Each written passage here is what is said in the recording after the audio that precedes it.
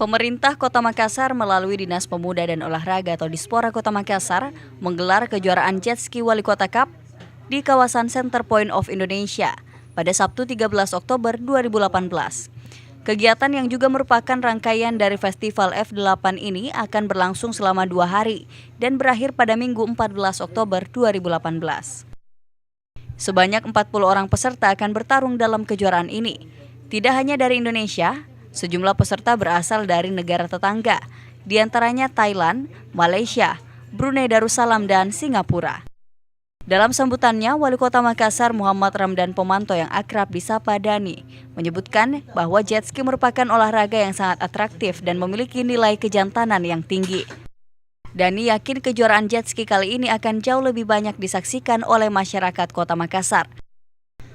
Sebab jalur yang digunakan selaras dengan garis pesisir atau coastal line.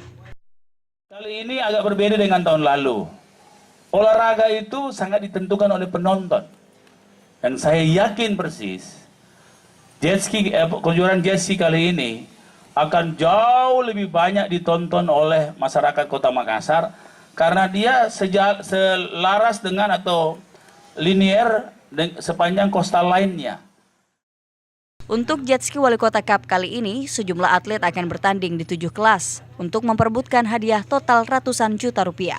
Maharani Yasser, Fajar TV dan Fajar Radio melaporkan.